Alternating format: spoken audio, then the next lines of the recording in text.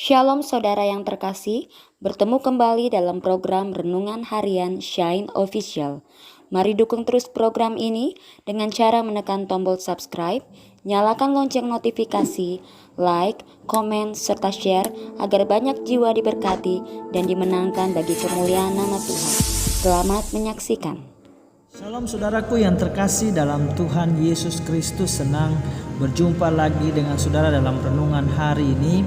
Saya tetap berdoa bagi saudara yang mengikuti renungan ini dengan rutin, dengan teratur, agar saudara tetap ada dalam perlindungan Tuhan, diberkati oleh Tuhan dalam keadaan sehat. Lebih daripada itu, kita semakin hari semakin diperbaharui dalam kehidupan kita, semakin kuat iman kita kepada Tuhan. Hari ini kita akan merenungkan kebenaran firman Tuhan dari 1 Korintus pasal 1 ayat 18 sampai pasal 2 ayatnya yang kelima. Saya tidak akan membaca ayat-ayat ini bagi saudara, tetapi saya berharap saudara akan membaca ayat-ayat ini di rumah atau di kantor, di tempat pekerjaan saudara. Puji akan nama Tuhan.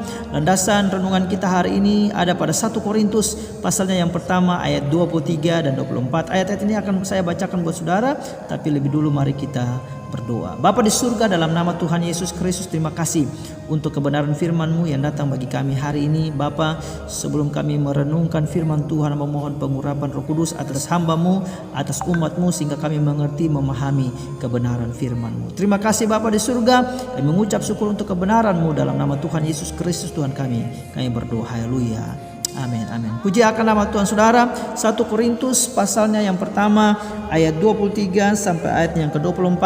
Saya membacakan ayat-ayat ini kepada saudara. Demikianlah firman Tuhan. Tetapi kami memberitakan Kristus yang disalibkan. Untuk orang-orang Yahudi suatu batu sandungan, dan untuk orang-orang bukan Yahudi suatu kebodohan.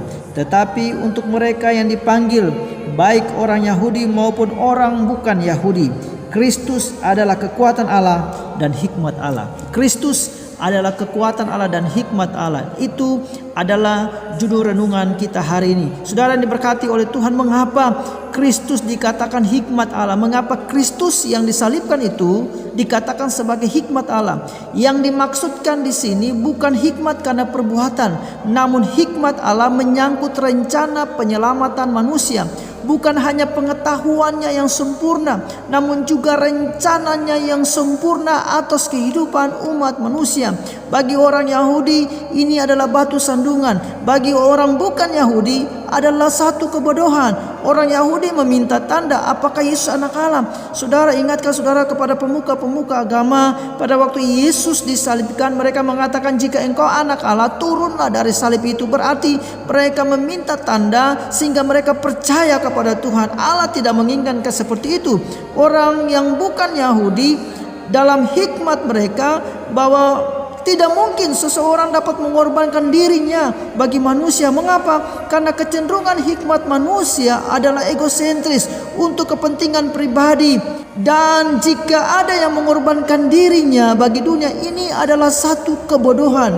Bagi orang percaya, sekali lagi bagi orang percaya, ini adalah hikmat Allah dalam rencananya yang luar biasa sebelum dunia diciptakan, bahwa Yesus anak Allah yang disalibkan itu adalah korban tebusan bagi umat manusia. Mereka yang di dalam Yesus, yang percaya sungguh-sungguh kepada Yesus, mampu memahami hikmat Allah ini. Oleh karena itu saudara, Rasul Paulus dalam suratnya kepada jemaat di Roma pada pasal 11 ayat 33 ada doksologi yang luar biasa, pengagungan pujian.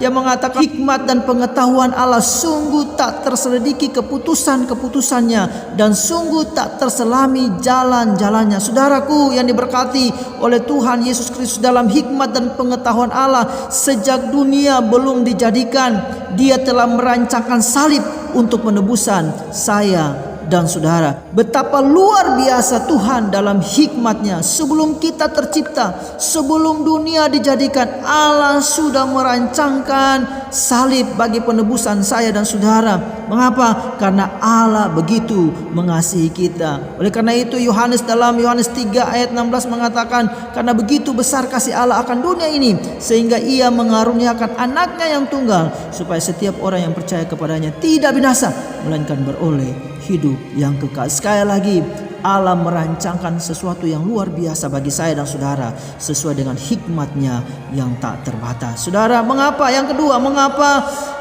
Kristus yang disalibkan itu dikatakan sebagai kekuatan Allah? Saudara, saya lebih condong memakai kata kuasa Allah. Paulus memandang salib sebagai sarana yang dipakai Allah untuk penyelamatan. Orang Romawi memandang salib sebagai satu hukuman, dan mereka yang terhukum tidak mampu menghindar dan terlihat lemah di hadapan salib. Tetapi pemberitaan salib bagi Rasul Paulus adalah kuasa Allah yang menyelamatkan setiap orang yang percaya kepadanya. Salib adalah kuasa Allah yang menyelamatkan, bukan karena perbuatan kita, bukan karena apa yang ada pada kita, bukan karena intelektualitas kita, tetapi karena kasih Allah bagi saya dan saudara. Salib adalah kebodohan bagi manusia, tetapi bagi Allah adalah kekuatan Allah yang menyelamatkan saya dan saudara-saudara yang diberkati oleh Tuhan Yesus Kristus. Kesimpulan yang didapat dari renungan ini adalah yang pertama, bahwa Kristus yang disalibkan itu adalah hikmat yang merancangkan rancangan yang terbaik bagi saya dan saudara sebelum dunia diciptakan. Allah merancangkan rancangan yang terbaik bagi saya dan saudara sebelum saya dan saudara diciptakan. Sebelum dunia dijadikan, Allah sudah merancangkan yang terbaik bagi saya dan saudara dalam hikmat-Nya yang sempurna. Yang kedua, bahwa Kristus yang disalibkan itu adalah kuasa yang memberikan jaminan hidup kekal bagi saya dan saudara. Salib adalah kebodohan bagi manusia. Salib adalah batu sandungan bagi orang Yahudi. Tetapi salib adalah bukti kasih dan penyelamatan Allah bagi saya dan saudara. Hari ini mari kita hiduplah sebagai orang-orang yang berkemenangan karena hikmat Allah yang sempurna, karena kuasa Allah dalam kehidupan saya dan saudara. Hiduplah sebagai orang-orang yang berkemenangan dalam Tuhan hari ini. Tuhan Yesus memberkati kita semua. Berjalanlah dalam kemenangan karena hikmat dan kuasa Allah itu menyertai saya dan saudara. Tuhan Yesus memberkati kita semua.